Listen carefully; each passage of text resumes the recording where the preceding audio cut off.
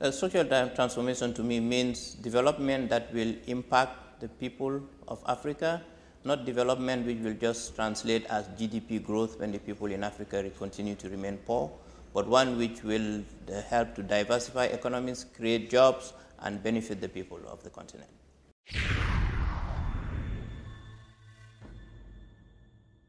Well, I've told you, our work in providing water supply and sanitation is what will drive the growth in these countries. Provide the water for the people in their homes, but also provide the water for industry that will create jobs.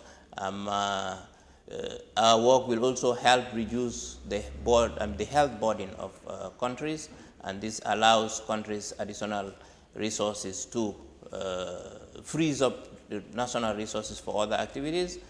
It creates a situation where families have more disposable income that they can then use for investing in other areas for their livelihoods. Providing water supply and sanitation to communities will also help, particularly to rural communities, will also help address poverty issues in these rural areas.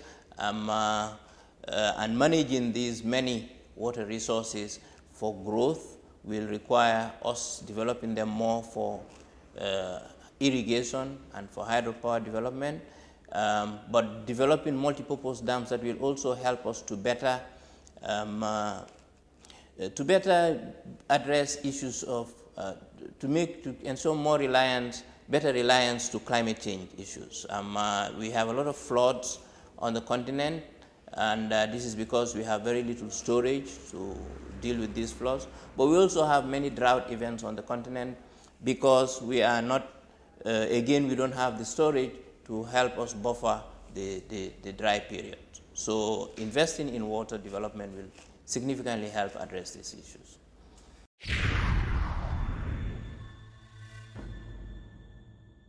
Well, the annual meetings is an opportunity to discuss this issue of structural transformation with our clients, the African governments. So our governments are more aware, but also more understanding of the bank's readiness to help them in this important area. So we will use this as an opportunity to also make the point very strongly that while the bank will continue to increase its funding for the sector, we will need to work together and bring in more private sector money into helping develop the water sector for water supply and sanitation, for hydropower development, for irrigation development, but also just for making sure that the infrastructure that we build in the other areas, the roads, the energy infrastructure, the agricultural land that we cultivate can be better protected from